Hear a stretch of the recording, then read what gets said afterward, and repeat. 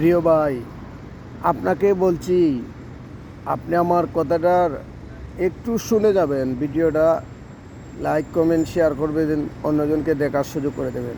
প্রিয় ভাই, আজকে যদি আপনি মারা যান, দুনিয়াত আপনি লক্ষ লক্ষ টাকার মালিক হতে পারেন, দুনিয়াত আপনি লক্ষ লক্ষ টাকা রুজি করতে পারেন, কিন্তু আজকে যদি আপনি মারা যান, আপনার সাথে কি একটা টাকা যাবে ভাই?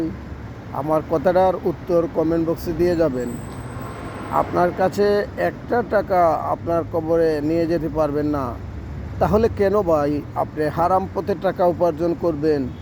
প্রিয় ভাই, শুধু অনুরোধ করে বলি আপনাকে, হালাল পথে চলুন, হালাল রুজি করুন, হালাল খান, আপনার সন্তানদেরকে হালাল খাওয়ান। এটাই সবচেয়ে উত্তম খাবার। আপনি যদি হারাম টাকা দিয়ে পাহাড় বানান, আপনার কোনো লাভ আসবে না, আপনার বরঞ্চ ক্ষতি ছাড়া আর কিছু হবে না।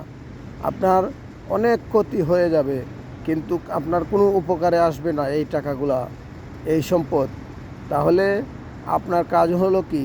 আপনি হালাল রুজি করবেন, হালাল সন্তানদেরকে খাওয়াবেন, নিজে খাবেন, হালালে বরকত আপনার আছে। যদি আপনি হারাম খান, তাহলে আপনার কবরের জন্য প্রস্তুত হয়ে যায়েন। কবরে আল্লাহ পাকের হুকুম, নবীজির হাদিসের কথা, নবীজির মুখের জবানের কথা বলেছেন, হারামখোরের কবরে ৯৯টা সাপ থাকবে।